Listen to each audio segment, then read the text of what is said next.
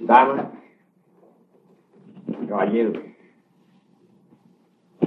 esta noche vamos a abordar algunos temas bastante interesantes, de palpitante actualidad. Obviamente, estamos en una época de inquietudes extraordinarias. Es necesario, se requiere reflexionar profundamente sobre el momento actual en que vivimos. Tenemos una poderosa civilización moderna. Se ha hecho muchos avances en el terreno de la física, de la química, de la medicina, de la ingeniería, etcétera, etcétera, etcétera. Hemos levantado una gran civilización, poderosas naves dirigidas hacia la luna, han sondeado el espacio, han estudiado o han aterrizado en el suelo lunar, etc. También se han enviado naves a Venus, aunque no hayan ido tripuladas. Se proyectan excursiones a Marte. Se ha dicho que por el año 85 o algo más, Estados Unidos va a enviar un cohete atómico al planeta Marte, tripulado. Aguardaremos resultados concretos sobre el particular.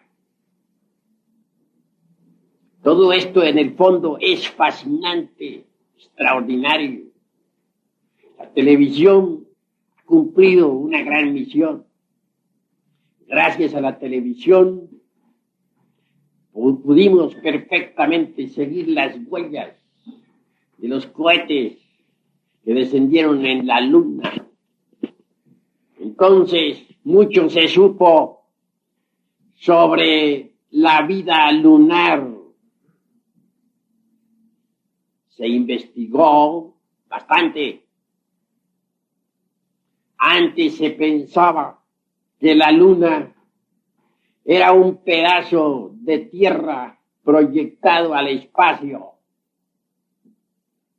Las pruebas con el carbono 14 fueron definitivas. Se llegó a la conclusión lógica de que la luna es anterior a la Tierra. Es más antigua. Y esto de por sí resulta sensacional. Entonces, todos esos sabios que sostuvieron en el pasado la teoría de que la luna era un pedazo de tierra proyectado al espacio, se equivocaron lamentablemente. Repito, las pruebas con el carbono 14, el análisis riguroso de los guijarros lunares, nos indicaron que tales sabios que en el pasado sostuvieran la tesis de que la luna era un pedazo de tierra, resultó específicamente equivocado. Así pues, estamos en una época de grandes inquietudes científicas y nosotros debemos siquiera por un rato reflexionar profundamente sobre todas estas cosas. Ustedes están aquí porque tienen inquietudes. Yo también estoy aquí por las inquietudes que tengo. Ustedes han venido dispuestos a escucharme. Yo estoy dispuesto a platicarles. Entre ustedes y yo debe haber un intercambio de ideas. Nos hemos reunido precisamente para estudiar en conjunto muchas cosas, para analizar diversos asuntos importantes que a ustedes y a mí nos interesan. Quiero que entre todos nosotros analicemos estos temas de palpitante actualidad. Obviamente, luchamos por la conquista del espacio y esto lo estamos haciendo sinceramente. Nuestros científicos vuelan en alas de sus proyectos hacia un futuro en que el hombre ha de conquistar definitivamente a otros mundos. Pero no debemos en manera alguna dejarnos fascinar por tanta fenomenología. Conviene que con carácter propio investiguemos. Así nos evitaremos posiblemente muchos desengaños. Se ha hablado mucho en esta época, y eso lo saben ustedes, sobre la cuestión esa de naves cósmicas provenientes de otros mundos. Hay una especie de antimonia, de antítesis muy interesante entre cohetes disparados por tirios y troyanos a la Luna, o a Venus, o a Marte, etc. Y proyectos, y naves cósmicas provenientes de otros mundos. Existe cierto escepticismo que a nada conduce. Hay pues inquietudes de una y otra parte, conceptos antagónicos, opiniones encontradas. Todo esto vale la pena reflexionarlo. Cuando nosotros oímos hablar de platillos voladores, ponemos atención o sonreímos un poco escépticos. Pero hay algo de realidad en todo eso. A mí no me parece en modo alguno que nuestro planeta Tierra sea el único planeta habitado.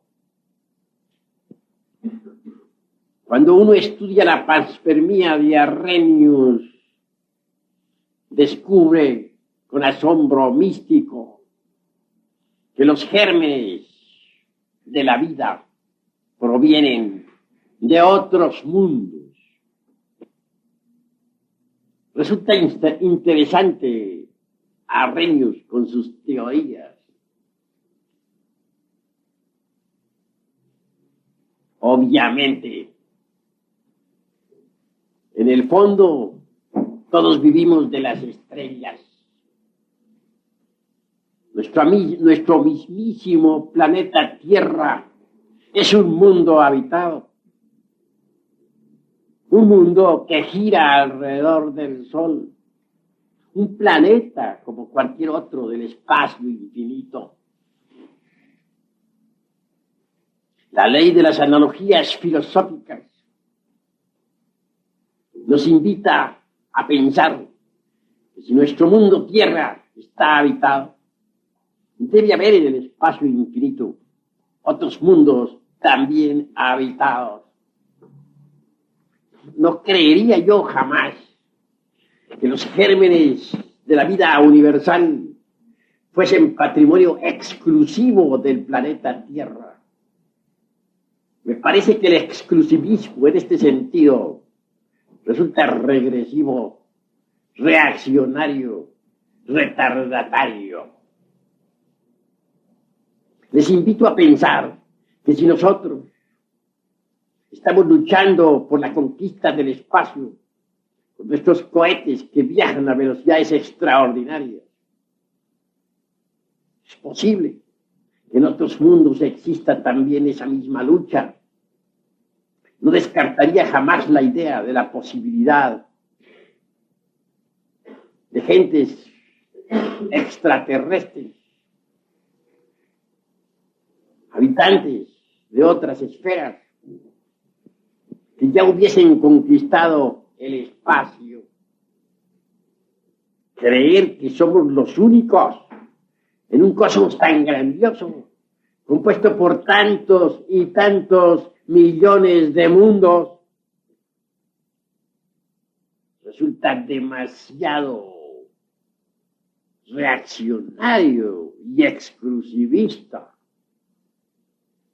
Recuerden ustedes que en la época de Colón, muchos fueron los que se rieron de aquel sabio, de aquel gran navegante, cuando se lanzó, ya, como dicen en aquella época, a través del océano, más allá del Cabo Finisterre. Entonces, en la época de Colón, se creía que la Tierra era plana, cuadrada. Nadie aceptaba la posibilidad de vida en Europa más allá del Cabo Finisterre, que significa fin de la Tierra. Parece a veces que nosotros pensamos con mente medieval. Cuando negamos la posibilidad de vida consciente o inteligente en otros mundos, indubitablemente pensamos con criterio anticuado, antirrevolucionario, medieval. Admitamos la posibilidad de vida en otros mundos. Las naves cósmicas son una realidad. Gentes hay en otros mundos habitados más cultas que nosotros,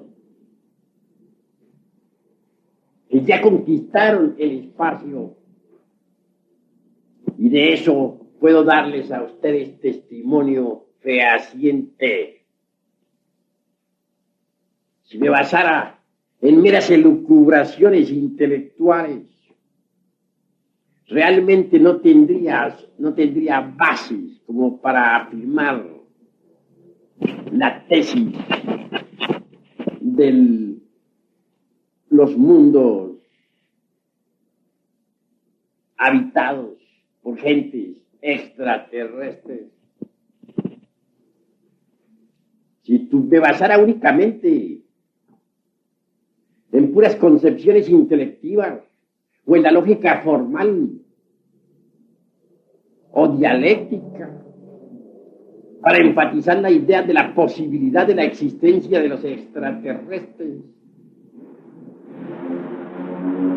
no pasaría de ser un teórico más.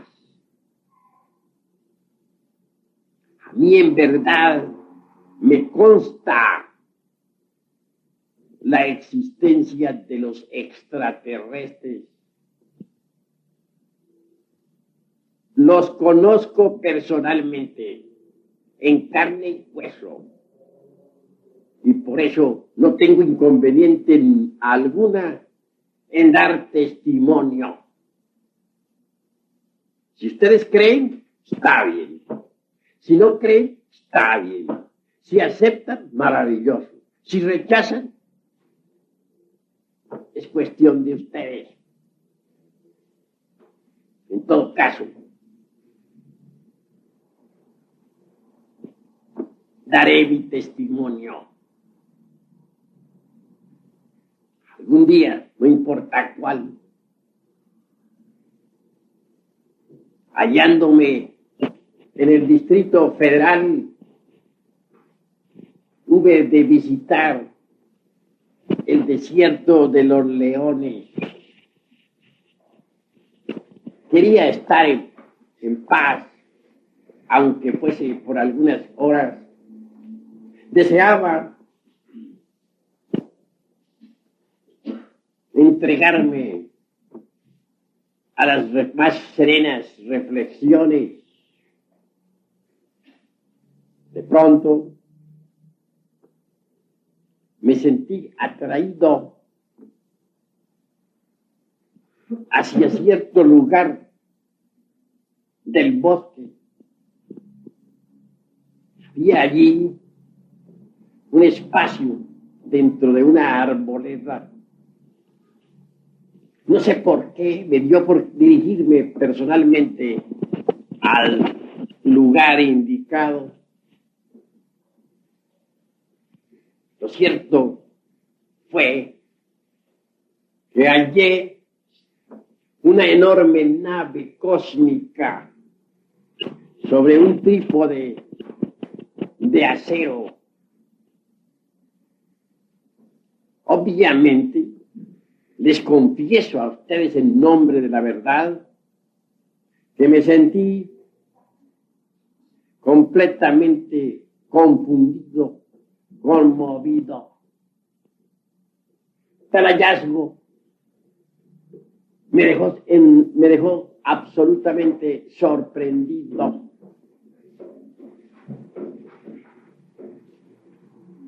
Mas ahí no paró la cuestión. Una compuerta metálica se abrió y vi a un jefe o capitán descender de aquella nave. Tras de él venía la tripulación.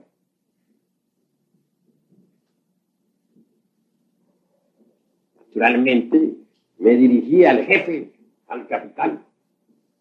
Le saludé y él me contestó en perfecto español el saludo.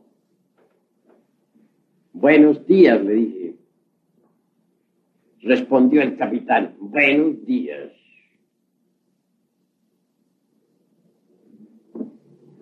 Entre la tripulación vi a dos damas de edad avanzada.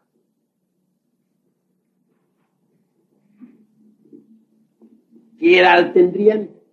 No lo sé. Incuestionablemente, ella tendría edades correspondientes a otros tiempos, no a nuestro tiempo terrenal.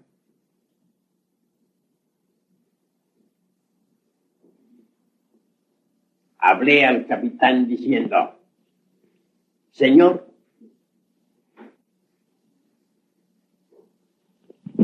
me gustaría conocer el planeta Marte.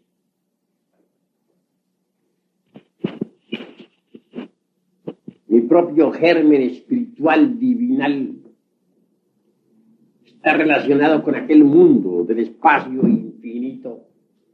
Mi mónada, dijera, hablando al estilo de Leibniz, que tanto se ocupó sobre las mónadas. El capitán guardó silencio. Sin embargo, después de unos minutos, tomó la palabra y dijo, ¿a Marte dice usted? Sí, me gustaría conocer el planeta Marte y que ustedes me llevaran. Estoy dispuesto a irme con ustedes ya, inmediatamente. Nada me puede atraer al planeta Tierra.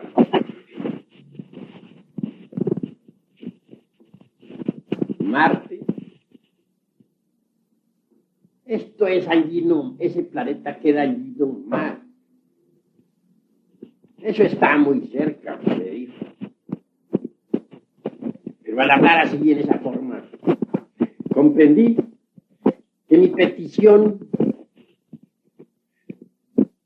o que mi pretensión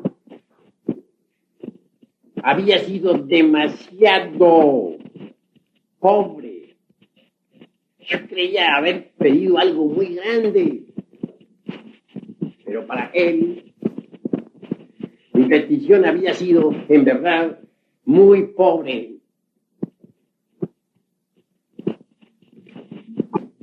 Por ciertas indicaciones intuitivas, pude dar a entender que aquella nave que me había parecido tan espléndida provenía de una nave matriz que había quedado en órbita alrededor de la Tierra. El sistema solar nuestro, conocido con el nombre de Sistema Solar de Ors, no era en modo alguno para el capitán aquel más que uno de los tantos sistemas solares del inalterable infinito. Indudablemente, me hallaba frente a frente de viajeros intergalácticos, de gentes que viajan de galaxia en galaxia, de individuos sabios y conscientes. Soy un escritor, les dije, y quisiera ser llevado a otros mundos habitados con el propósito de escribir y dar testimonio fehaciente a la humanidad sobre la existencia de otros mundos habitados. Soy un hombre, le dije, no un simple animal intelectual. Y la petición que le hago a usted, le dije, no es por mí, sino por la humanidad en general. Me gustaría en alguna forma cooperar con la cultura general del mundo en que vivo. Arguí muchos conceptos, pero aquel capitán guardaba silencio. Hasta me agarré al trípode aquel de acero con el propósito de no desprenderme de ahí más hasta que se resolviera meterme en su nave y me llevara. Mas todo fue inútil. Guardaba silencio. Examiné a aquel hombre y a toda la tripulación. Personajes de un color cobrizo, amplia frente, delgados de cuerpo, estatura de 1,20 m o 30 o 40 centímetros jamás. El capitán tenía en su mano como una especie de algo metálico que francamente no entendí. La tripulación, al fin, se sentó en unos troncos de madera que hay en el bosque. Las damas eran dos, ancianas, venerables, y yo no podía hacer menos que observar tan extrañas criaturas, inteligentes, sabias, respetuosas. No vi en ellos la perversidad terrestre. Podía notar cuidadosamente el sentido de responsabilidad moral que tenían. Hablaban poco, porque tienen un concepto muy elevado sobre la palabra. Ellos no echan a volar la palabra como nosotros. Hablan poco y dicen mucho. Para ellos, la palabra es oro, oro en polvo. Solo la usan en casos muy indispensables. No les vi cara de asesinos como nosotros, los terrícolas.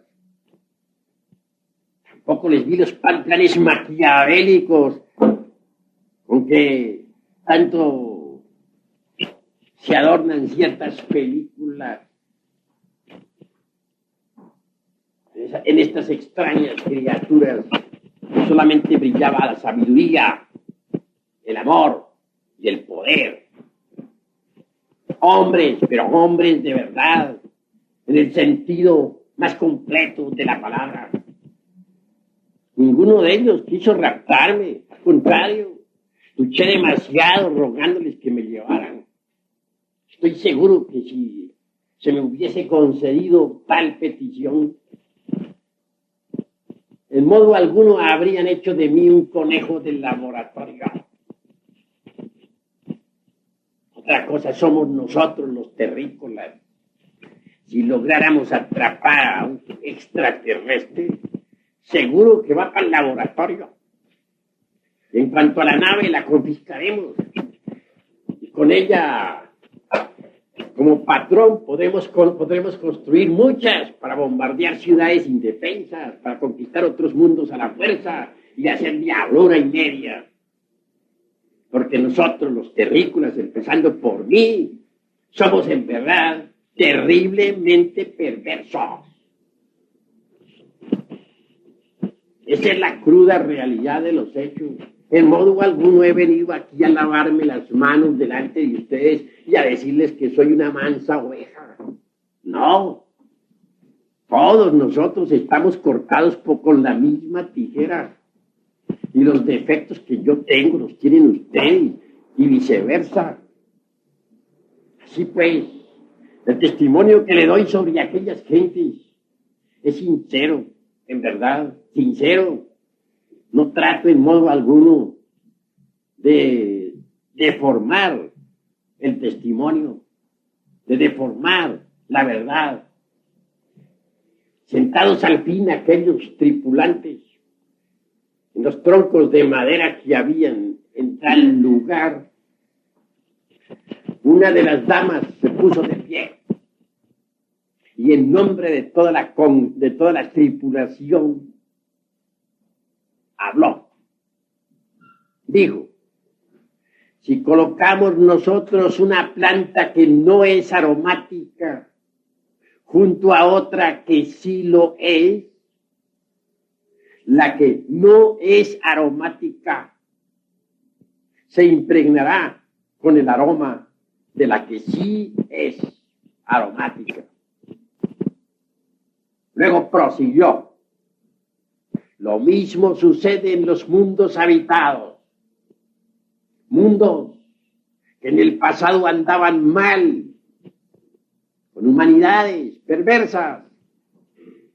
Poco a poco se fueron transformando con el aroma, con la vibración de los mundos vecinos. Mas nosotros, como usted ve, acabamos de llegar aquí a este planeta Tierra y no vemos que sucede lo mismo. ¿Qué es lo que pasa en este planeta? Bueno, la pregunta que me hicieron fue tremenda. Yo debía dar una respuesta de alta calidad.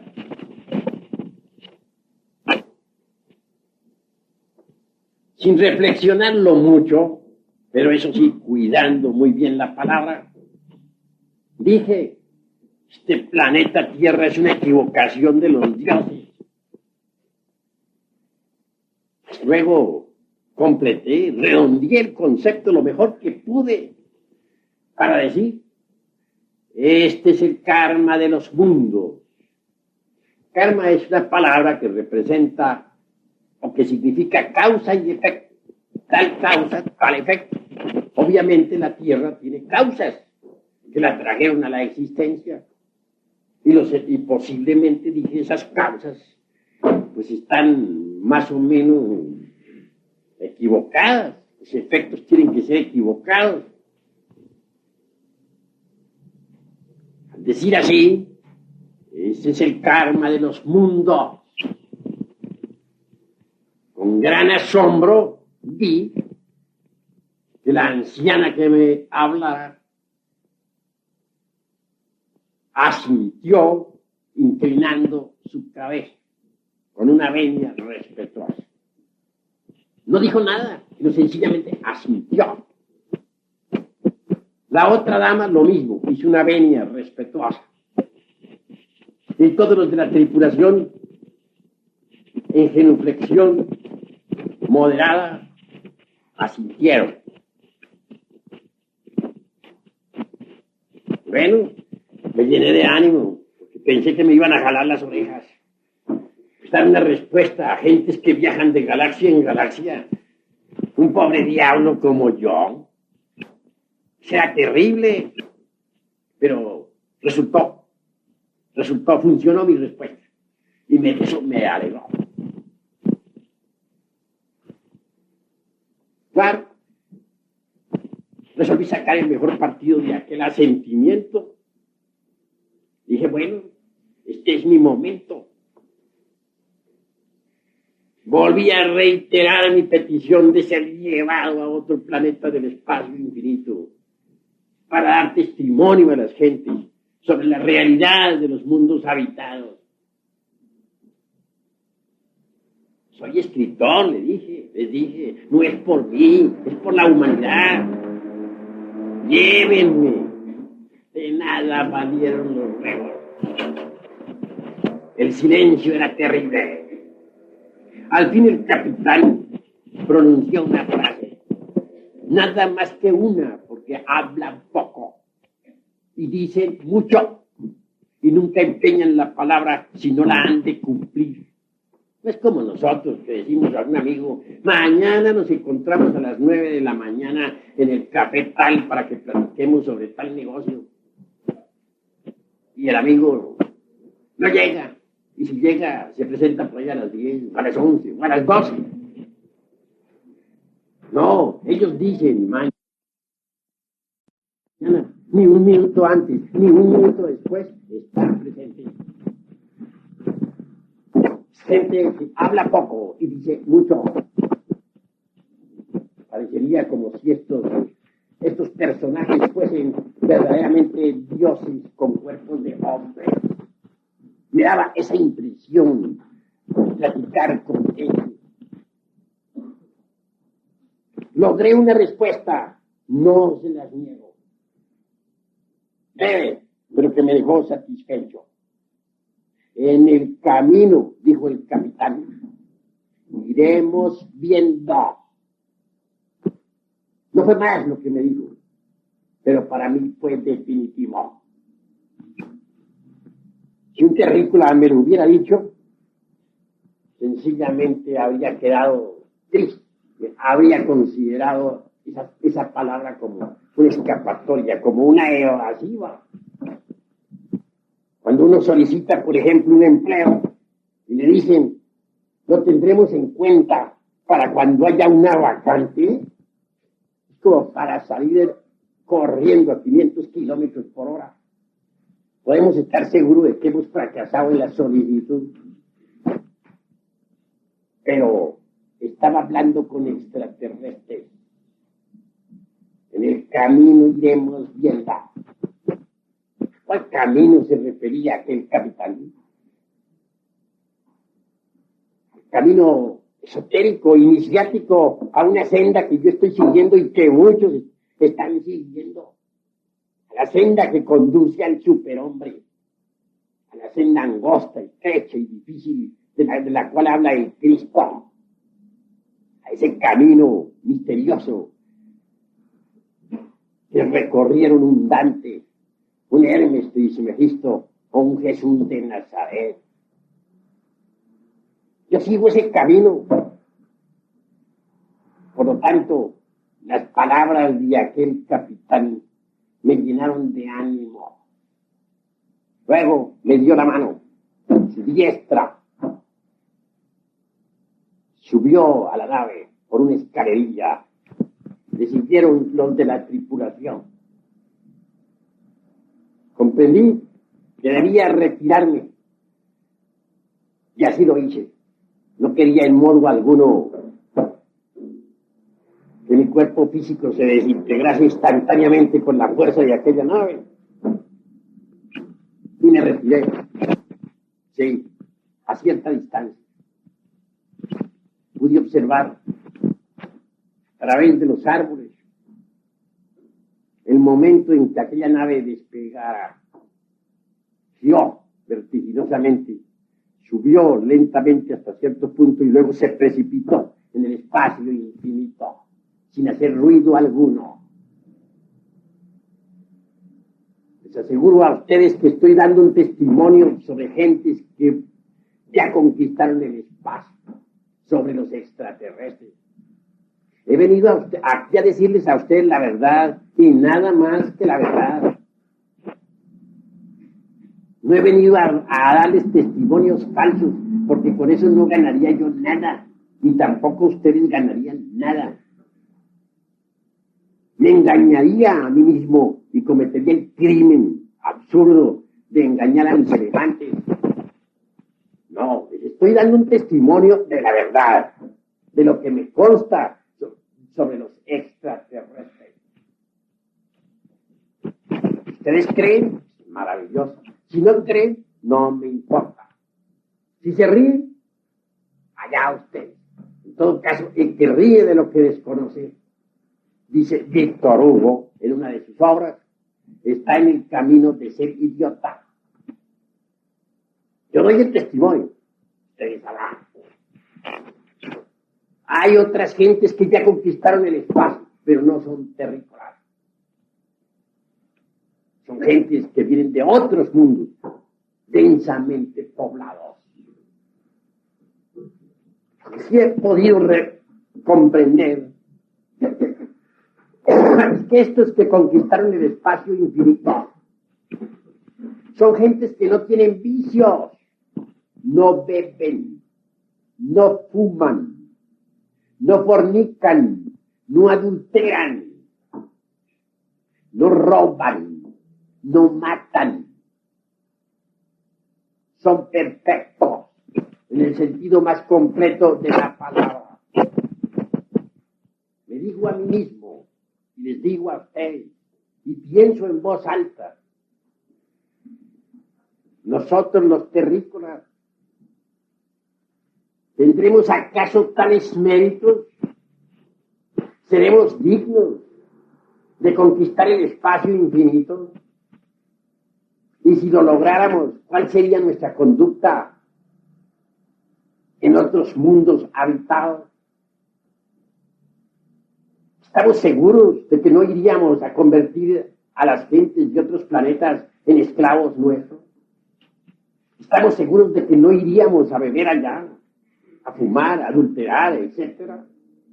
Somos tan perfectos que merecemos conquistar ya el espacio infinito.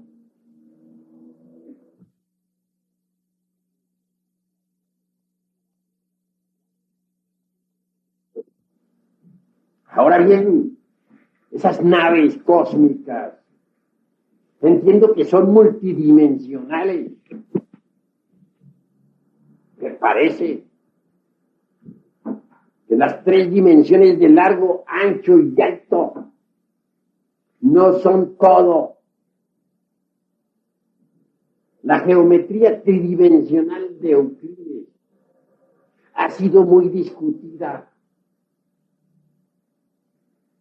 Esta mesa, por ejemplo, tiene largura, anchura y altura. Tiene 3 dimensiones. Pues tiene que haber una cuarta vertical en esta mesa. ¿Cuál será? Yo digo que el tiempo. ¿Cuánto tiempo hace que fue fabricada? He ahí la cuarta vertical. Existe indubitablemente también una quinta coordenada. Entiendo que es la eternidad. Más allá de la quinta dimensión, tiene que existir una sexta que no es ni el tiempo, ni tampoco el mundo tridimensional. La quinta coordenada será la eternidad, la cuarta el tiempo. ¿Y la sexta cuál será? ¿Y cuál la séptima? La sexta está más allá de la eternidad y del tiempo, y en cuanto a la séptima, es la dimensión cero desconocida. Espíritu puro, dijéramos. Indubitablemente Tiene que haber 7 dimensiones básicas, fundamentales. Mientras tengamos nosotros el dogma tridimensional de Euclides, permaneceremos en estado regresivo retardatario. Hoy por hoy la física moderna está retardada, es regresiva, es retardataria, anticuada, porque se basa exclusivamente en las 3 dimensiones básicas fundamentales del dogma tridimensional de Euclides. Las naves extraterrestres están basadas en una geometría diferente. Yo digo que hay que crear una geometría tetradimensional. Y esto sería posible si investigáramos más a fondo el átomo. Obviamente es en el átomo donde está trazada la cuarta vertical. El día que podamos trazar la cuarta vertical en el papel, podremos también entonces crear una geometría tetradimensional.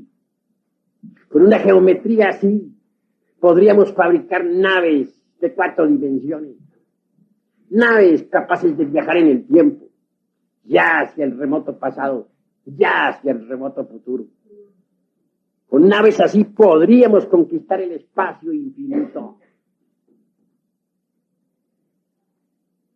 Mas nosotros todavía no podemos crear ese tipo de naves. Para viajar a Marte nos echaremos 2 años en un cohete atómico. Según pude entender de las afirmaciones de aquellos extraterrestres que conocí en el desierto de los leones, en cuestión de minutos ellos están en Marte. Para ellos Marte es allí nomás, como quien dice en la tienda de la esquina. Y es que ellos meten sus naves dentro de la cuarta vertical. Tales naves están propulsadas con energía solar. Y esto es maravilloso. Nosotros necesitamos enviar cohetes equipados con combustible líquido. Nuestros astronautas tienen que hacer 50,000 maromas para poder bajar en la Luna. Ellos no necesitan de tales maromas. Para ellos la Luna está allí nomás. Así pues, no veo por qué hemos de sentirnos orgullosos con nuestra tan cacareada civilización moderna.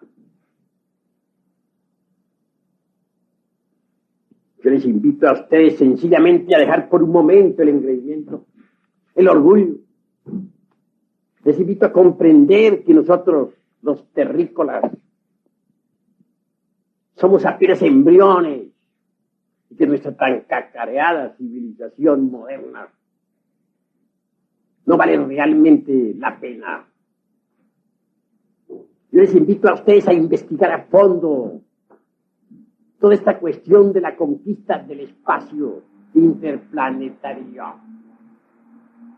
Hay necesidad de analizar, hay necesidad de estudiar, hay necesidad de comprender. Si queremos la conquista del espacio infinito, debemos empezar por estudiarnos a sí mismos. Porque las leyes del cosmos están dentro de nosotros mismos, aquí y ahora. Si no descubrimos las leyes del cosmos dentro de sí mismos, no las descubriremos jamás fuera de nosotros mismos. El hombre está contenido en la naturaleza y la naturaleza está contenida en el hombre. Si queremos conquistar el espacio infinito, debemos empezar por conquistarnos a sí mismos. Hoy por hoy, nosotros somos víctimas de las circunstancias. No hemos aprendido a manejar las diversas circunstancias de la vida. Aún no sabemos determinar circunstancias. Somos juguetes de todas las fuerzas del universo. Vivimos en un mundo convulsionado, en un mundo que va a pasar por grandes catástrofes. Ya vienen los terremotos. Han venido caminando en nuestra América desde sur a norte. Un día fue Chile conmovido por grandes terremotos y maremotos. Más tarde, Caracas. Siguió Colombia. Se estremeció Managua. Siguió Honduras. Y se acaba de estremecer Guatemala. Pues extraño que dentro de poco todas nuestras ciudades de México se estremezcan con los terremotos. San Francisco de California está llamado a desaparecer.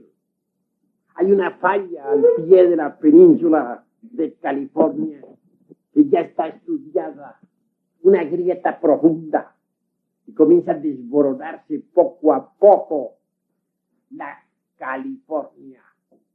Obviamente California se hundirá entre el fondo del Pacífico. Vivimos, pues, en un mundo que está amenazado por grandes convulsiones y merece que nosotros reflexionemos un poco sobre el estado psicológico en que nos encontramos, sobre nuestra civilización, etc. El fondo de los océanos Atlántico y Pacífico está lleno de profundas grietas. En el Pacífico, sobre todo, hay algunas grietas que son tan profundas que ya ponen en contacto el fuego con el agua. El agua del océano penetra dentro del interior de la Tierra, en aquellas zonas donde está el fuego líquido, y se están formando presiones y vapores que aumentan de instante en instante. Estas presiones y vapores están originando los terremotos en grande escala. Y se van a convencer ustedes, distinguidos caballeros y damas, de que antes de poco no habrá un solo lugar en el planeta Tierra donde uno pueda estar seguro. Terremotos y maremotos tienen que intensificarse debido a las presiones y vapores subterráneos. Los hielos del Polo Norte se están derritiendo. Ya se encuentran enormes icebergs cerca del Ecuador. En el Polo Sur se están produciendo aguas calientes salidas de algunos cráteres. Esas corrientes de agua caliente penetran hasta ciertos lugares cerca de Guinea. Hay cambios dentro del mundo Tierra. Si las presiones y vapores continúan, un día explotará la corteza terrestre. No hay duda de que hoy por hoy cualquier acontecimiento cósmico, la llegada de algún mundo gigantesco, es suficiente como para que se produzca tal explosión. Nosotros estamos sentados sobre un barril de pólvora y no nos damos cuenta. La Tierra toda se está preparando para cambios geológicos formidables. La naturaleza está actualmente pasando por procesos difíciles. Está en una gran agonía.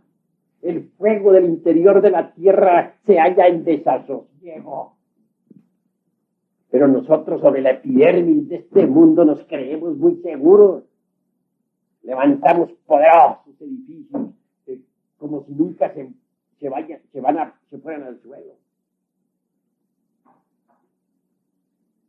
Creamos poderosas naves, como si estas nos permitieran a nosotros huir a otros planetas en un instante dado. Nos sentimos amos del universo y cualquier dolor de estómago es suficiente como para irnos a la cama. Somos débiles, pero nos creemos invencibles. Parece que debemos reflexionar sobre lo que somos, sobre lo que está sucediendo, sobre lo que pasa. En este siglo han habido dos guerras espantosas, la de 1914 a 1918 y la de 1939 a 1945. Habrá una tercera y será atómica. Entonces existirá un gran holocausto nuclear. Poderosas ciudades quedarán reducidas a cenizas y millones de personas perecerán. Lo más grave de todo esto es que el abuso de la física atómica nos llevará al desastre. Un día llegará en que vendrá la descomposición del átomo en cadenas. Y entonces los científicos no podrán controlar la energía atómica. No hay duda de que la contaminación radioactiva será espantosa. Las nubes cargadas de radioactividad, por ejemplo, al descargarse sobre los cultivos, también los contaminarán. Así pues, en la Tercera Guerra Mundial ya no habrá que comer, porque la radioactividad habrá impregnado completamente las cosechas y los alimentos contaminados no servirán para nuestra alimentación.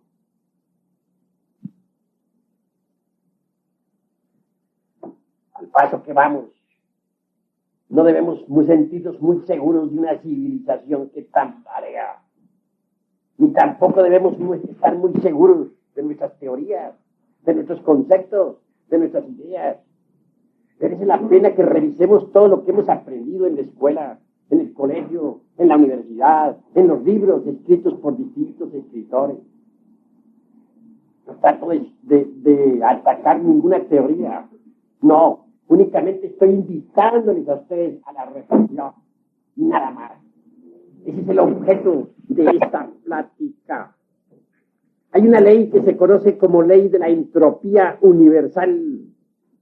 Si nosotros colocamos dos marmitas llenas de agua, una conteniendo agua caliente y otra conteniendo agua fría, si las colocamos juntas, veremos un desorden involutivo.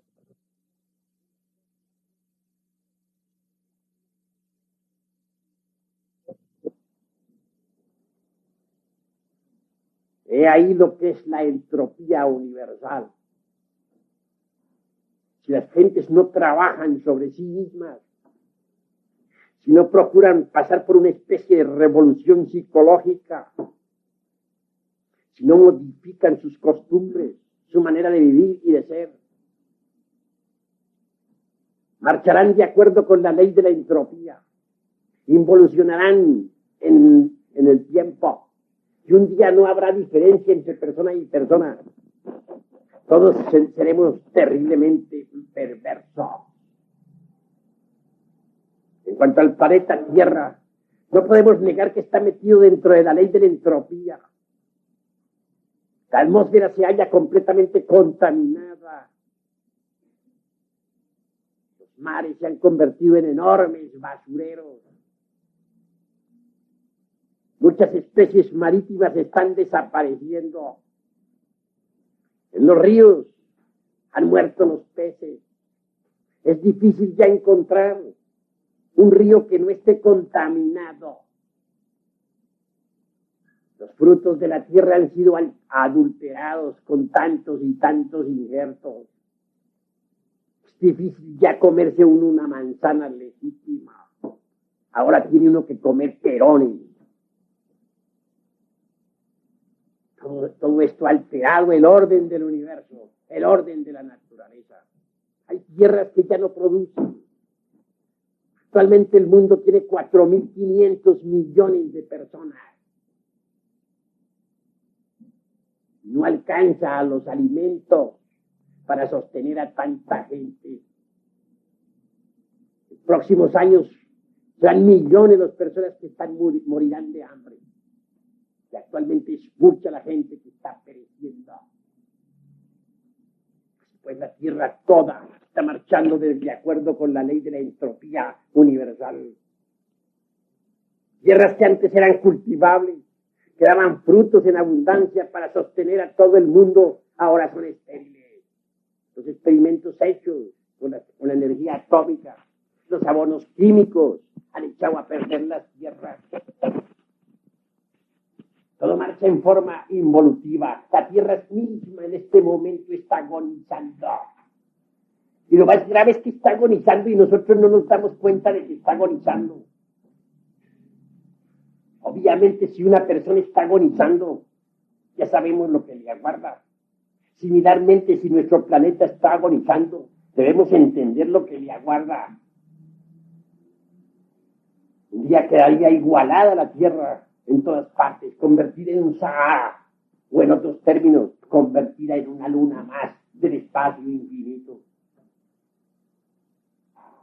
Más, la sabiduría del demiurgo, creador del universo, es grande. No está de más decirles a ustedes en forma enfática que solo mediante el sacrificio es posible la transformación. Si, por ejemplo, no sacrificáramos el combustible de la locomotora, no habría fuerza motriz para mover el tren. Similarmente diremos que mediante el gran sacrificio es posible también la transformación del mundo. Sabemos demasiado que los ejes de la Tierra se están verticalizando. No está lejano el día en que los polos se convertirán en Ecuador. No está lejano el día en que el Ecuador se convertirá en polo. Cuando esto sea, los mares cambiarán de lecho y se tragarán el planeta entero. No hay duda de que vendrá un gran caos.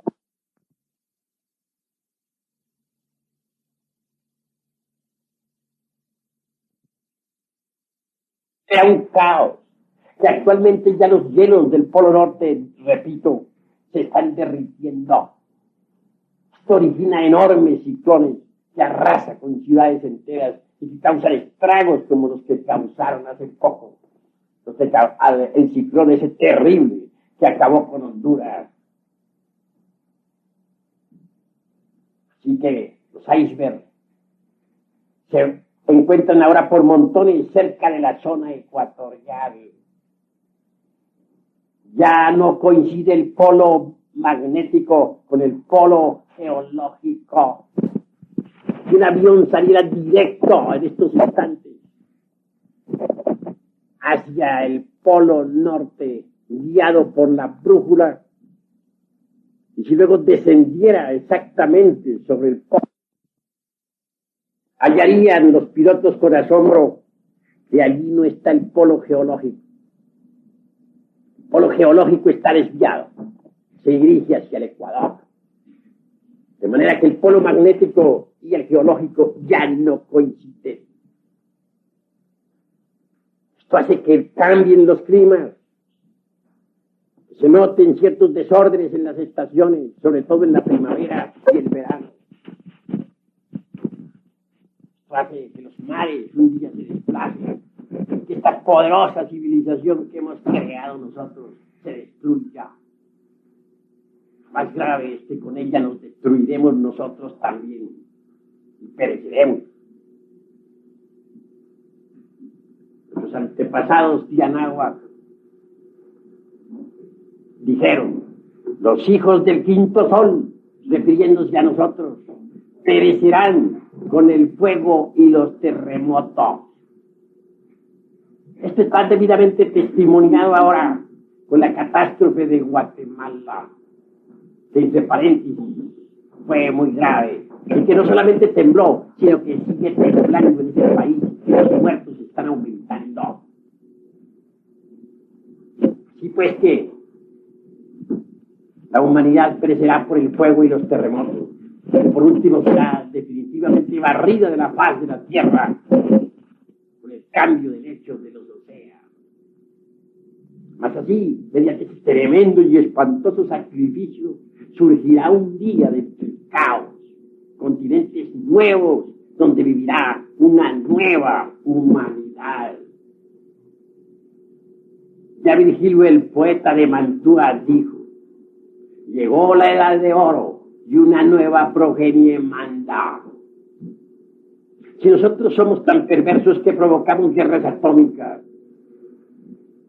habrá un día en que vivirá sobre la faz de la tierra una humanidad pacífica, una humanidad llena de amor, una humanidad inocente y pura, una humanidad bella y sabia. Parece que este planeta ha salido de entre la conciencia de eso que se llama Dios, de lo inefable. Si se nos ha dado si hasta ahora hemos marchado por el camino de la perversidad, tendremos que perecer. Pero habrán cielos nuevos y tierras nuevas, como dijo Pedro en su epístola a los romanos, y en ellos vivirá una humanidad nueva. Haciendo reconsideraciones sobre todos estos principios, bien vale la pena que luchemos nosotros por una transformación radical. Bien vale la pena que establezcamos dentro de nosotros un nuevo orden. No nos conocemos a sí mismos, necesitamos conocernos. Dentro de nosotros hay maravillas que desconocemos. Alguien me decía el otro día: yo sí me conozco a sí mismo, Señor. Me alegra, le respondí, que usted se conozca a sí mismo. Pero contésteme usted la siguiente pregunta: ¿cuántos átomos tiene un solo pelo de su bigote? Al hacerle esta pregunta, guardó silencio. Dijo eso, y por último exclamó: eso sí no lo sé. Le dije: si usted no conoce ni siquiera cuántos átomos hay en un pelo de su bigote, ¿cómo es que se atreve usted a decir con gran énfasis que se conoce a sí mismo en forma íntegra, unitotal? El hombre quedó confundido. Dentro de nosotros hay algo más que cuerpo físico. Existe una psicología revolucionaria que hay que estudiar. El cuerpo físico no es todo. Ustedes se sienten atraídos hacia lo físico. Las gentes admiten que tienen un cuerpo de carne y hueso porque lo pueden tocar, porque lo pueden palpar. Pero difícilmente aceptan que tienen una psicología, porque esto sí no lo pueden palpar físicamente. Cuando alguien admite que tiene su propia idiosincrasia psicológica particular, individual, de hecho comienza a autoobservarse. Obviamente, cuando alguien se autoobserva, comienza a ser diferente a los demás, da las posibilidades de cambiar. De entre toda esta humanidad habrá de ser salvado un núcleo de gentes que cambien, de gentes que logren por anticipación un cambio psicológico. Tales gentes serán asistidas y llevadas a cierto lugar del Pacífico. Desde allí podrán contemplar el duelo del agua y del fuego durante siglos. Y al fin, cuando surjan tierras nuevas del fondo de los mares, esas gentes que hayan cambiado, y al fin, cuando surjan tierras nuevas del fondo de los mares, esas gentes que hayan cambiado podrán vivir en paz, convertirse en el núcleo de una futura humanidad. Pero necesitamos cambiar, y no podríamos cambiar si no nos auto-observamos psicológicamente. Por eso dije que cuando alguien comienza a auto-observarse psicológicamente, da esperanzas de cambiar, se vuelve una persona diferente. Necesitamos auto-observarnos en el pensar, en el sentir y en el obrar. Parece que no es delito la autoobservación psicológica. Me parece que no es delito intentar un cambio psicológico.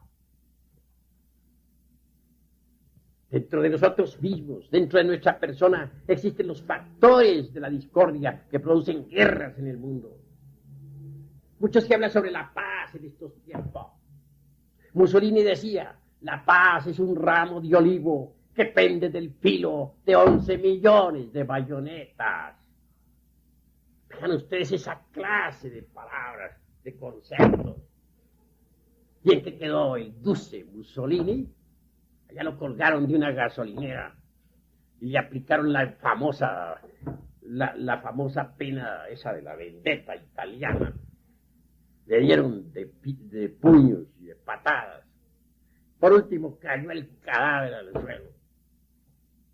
Alguien, por ahí un ciudadano bastante sádico, mirando el cadáver del Duce entre el lodo, exclamó: el Duce se ha vuelto un cerdo. Así que la paz no es cuestión de propagandas, ni de apaciguamientos, ni de ONU, ni de ejércitos pro paz, etcétera.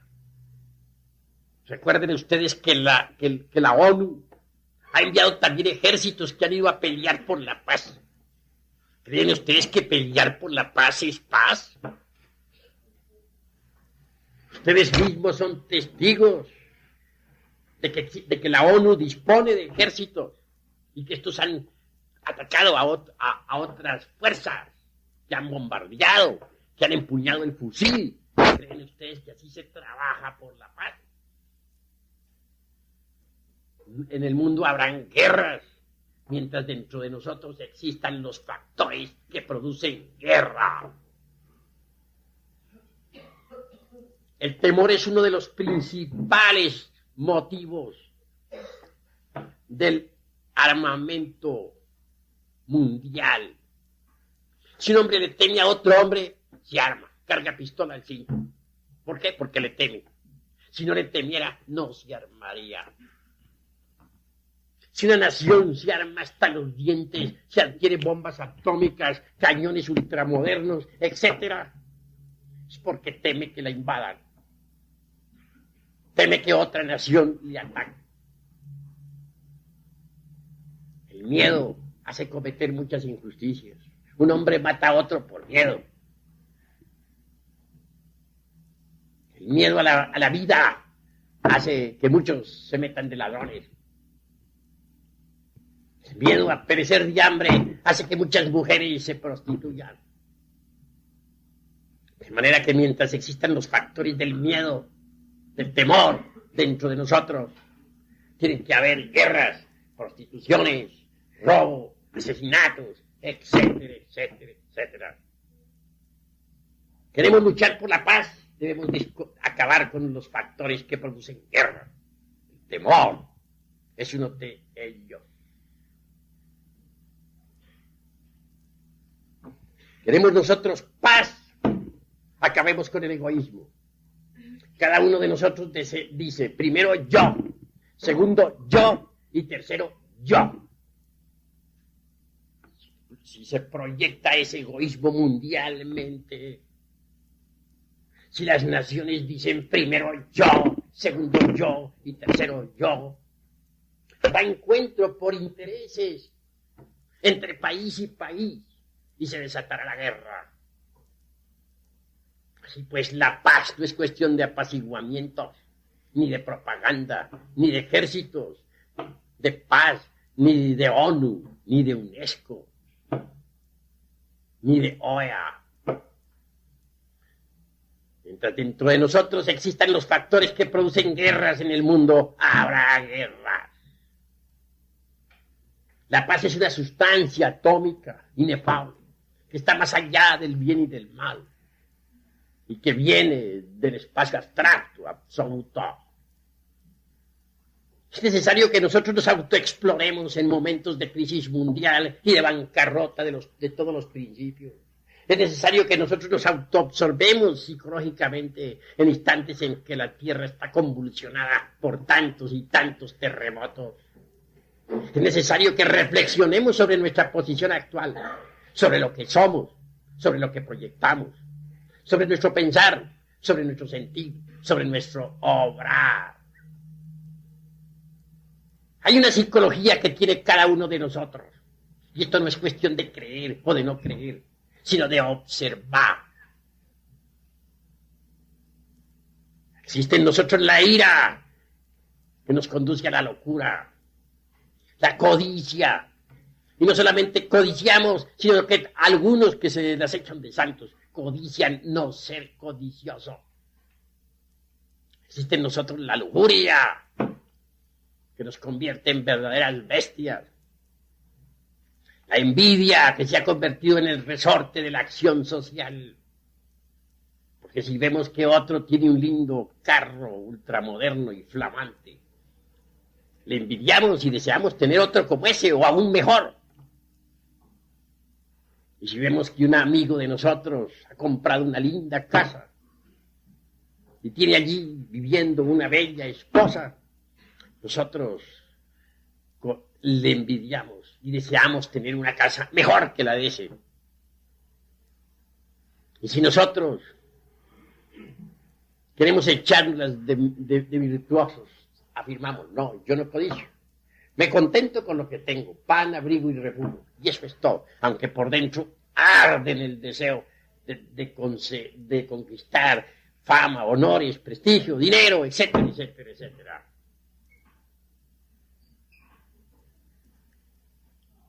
Orgullo nos está corroyendo el corazón.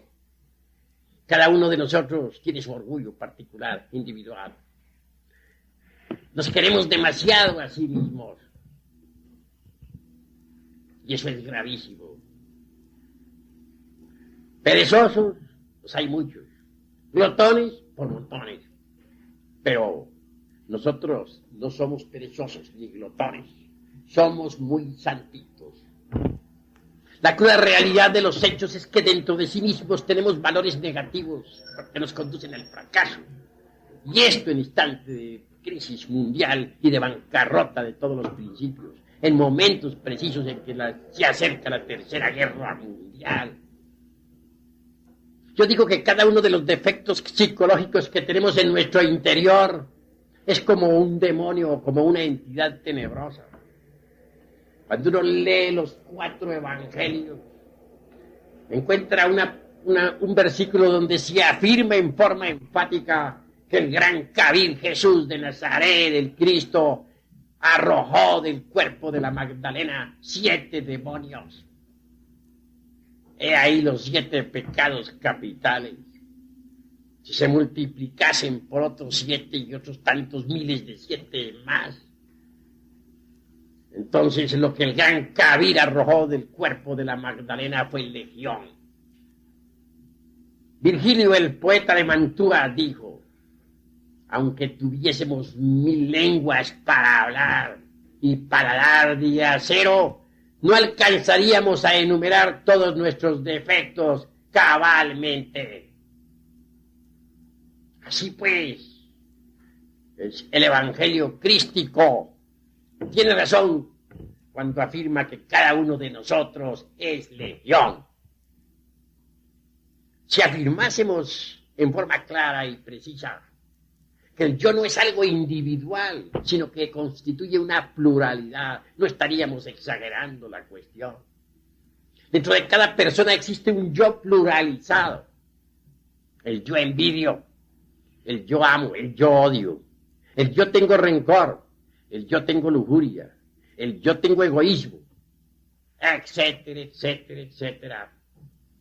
Toda esta multiplicidad de yoes existen dentro de nosotros mismos, aquí y ahora. Estamos hablando en el terreno psicológico revolucionario.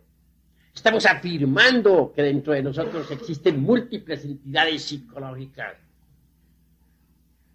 Y esto está debidamente patentizado, está debidamente documentado por las contradicciones que tenemos en nuestra propia mente.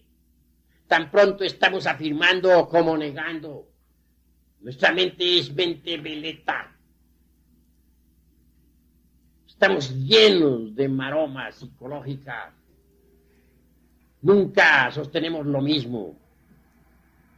Así pues, ¿de dónde devienen tantas contradicciones psicológicas?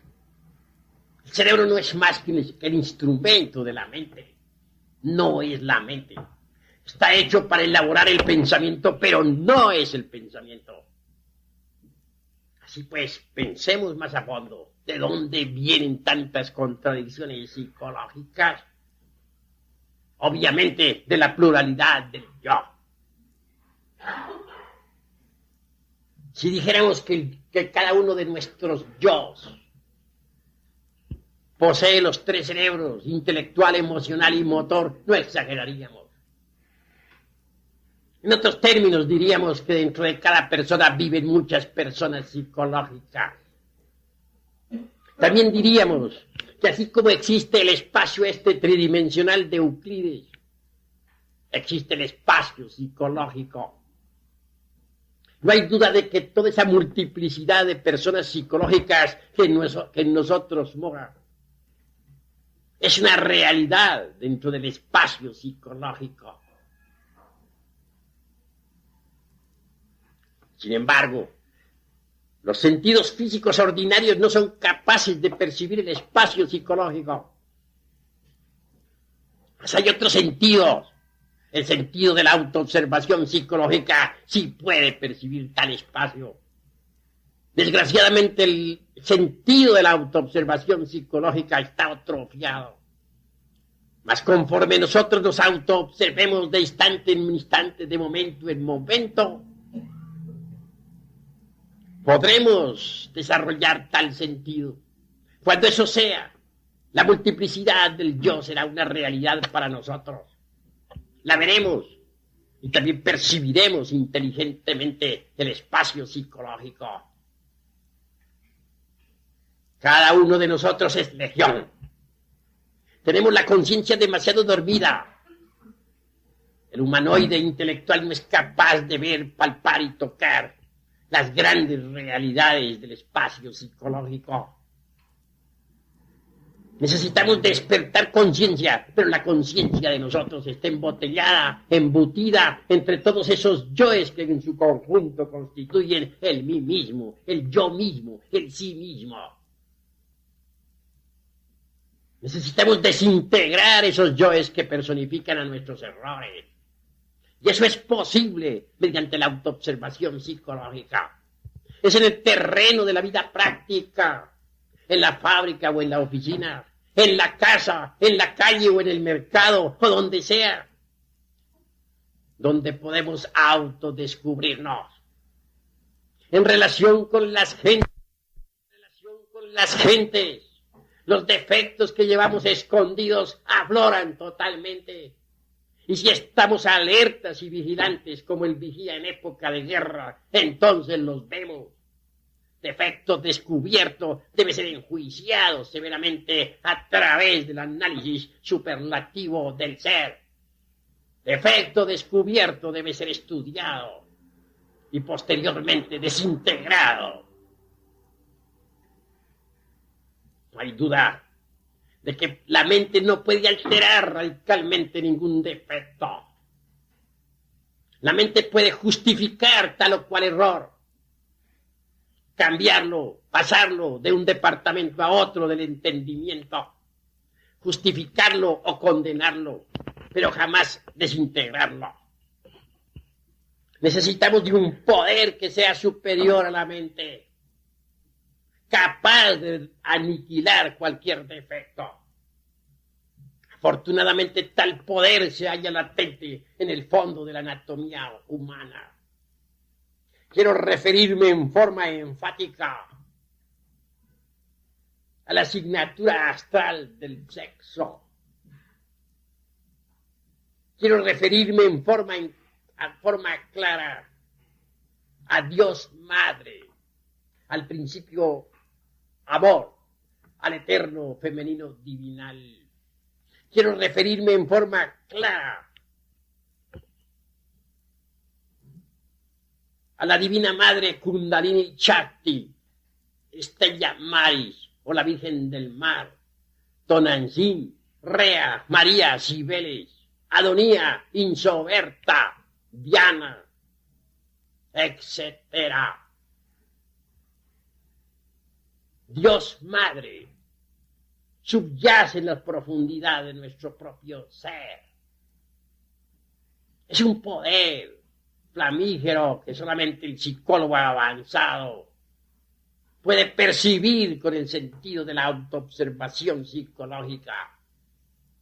Si se apela a ese poder ígneo o divinal, que es una variante de nuestro mismísimo ser, podríamos desintegrar perfectamente cualquier defecto psicológico que previamente hayamos comprendido en todos los niveles de la mente. Bastaría clamar, como clama un niño a su madre cuando tiene hambre o tiene sed. Bastaría suplicar a Devi Kundalini Shakti desintegrara cualquier yo defecto previamente comprendido. Así este quedaría reducido a polvareda cósmica, ceniza. Y la conciencia enfrascada, metida entre tal yo defecto, sería liberada. Por ese camino podríamos desintegrar todos los yos defectos y liberar la totalidad de la conciencia superlativa del ser. Una conciencia liberada, emancipada, es capaz de ver, tocar y palpar las grandes realidades del espacio psicológico. Una conciencia liberada está más allá de la mente y puede perfectamente descubrir la realidad de todos los fenómenos que suceden en el universo. Quiero que ustedes sepan que hay 3 clases de mente. La primera podríamos denominarla la mente sensual. Esta elabora sus conceptos de contenido con las percepciones sensoriales externas. Nada sabe sobre el espacio psicológico, nada sabe sobre lo real, sobre Dios, etc. Ya don Emmanuel Kant, el filósofo de Königsberg, escribió una obra titulada La crítica de la razón pura. El pensamiento kantiano con todos sus silogismos, prosilogismos, silogismos, etcétera, etcétera, etcétera, es formidable.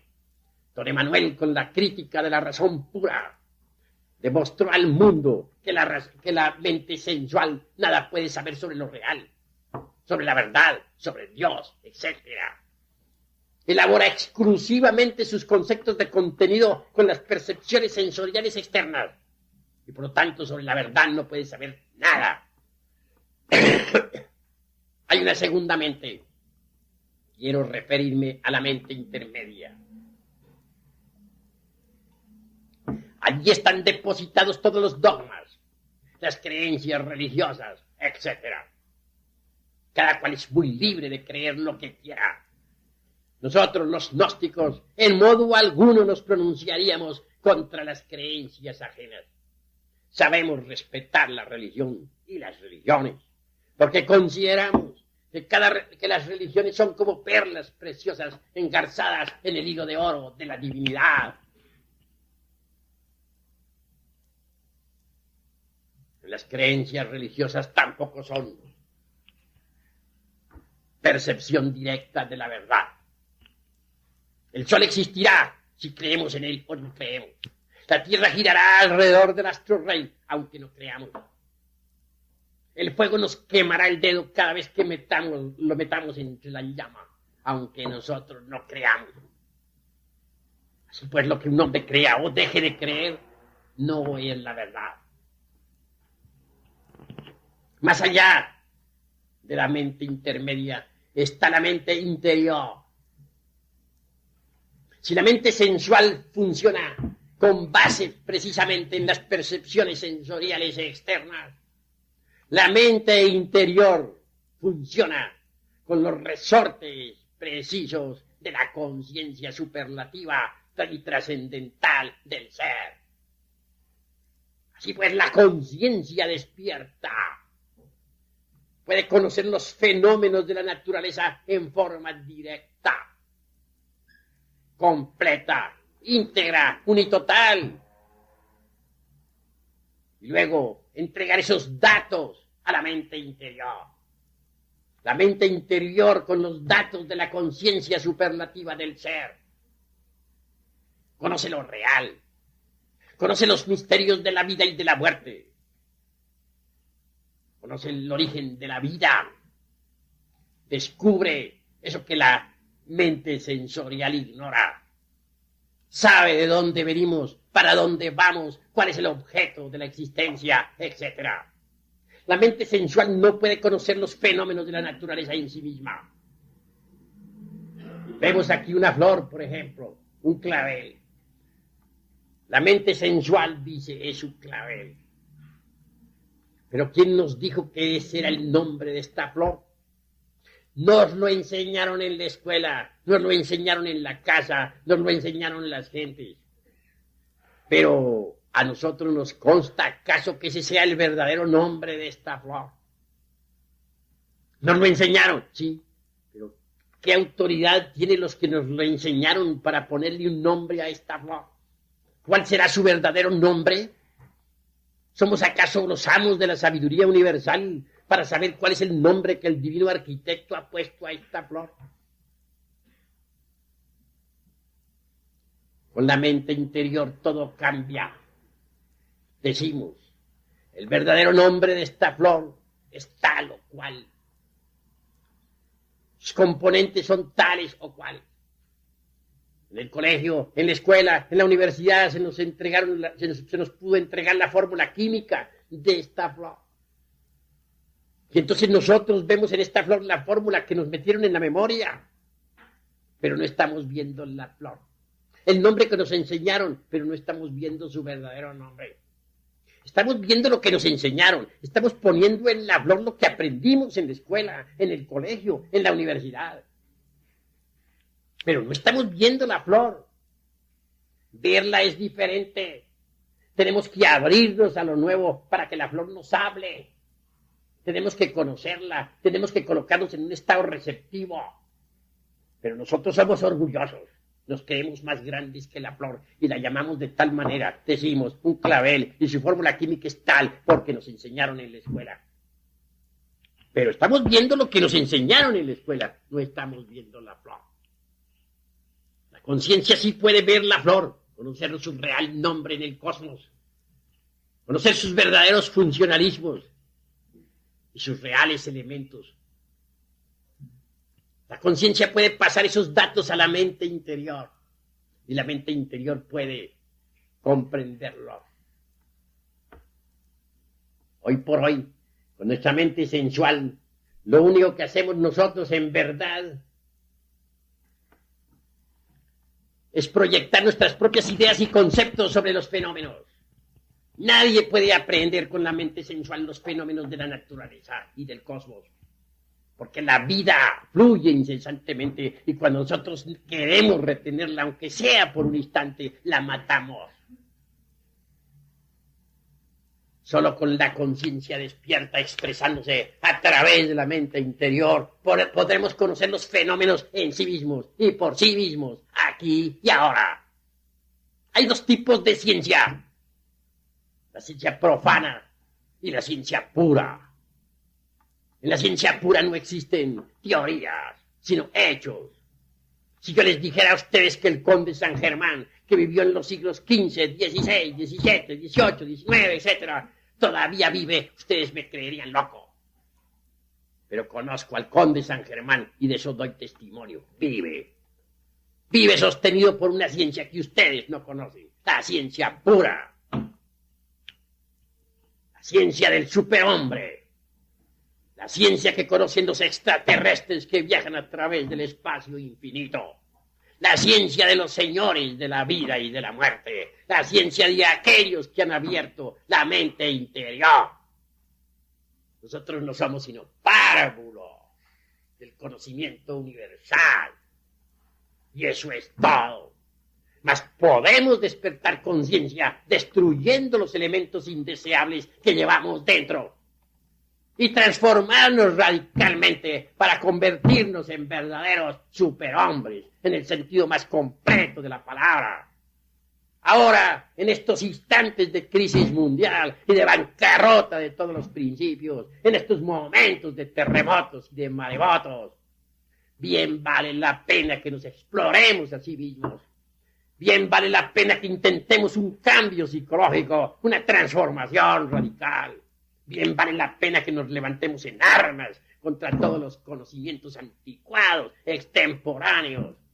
Bien vale la pena que nos convirtamos en verdaderos revolucionarios de la psicología, en verdaderos rebeldes de la inteligencia, en hombres capaces de iniciar una nueva civilización y una nueva cultura.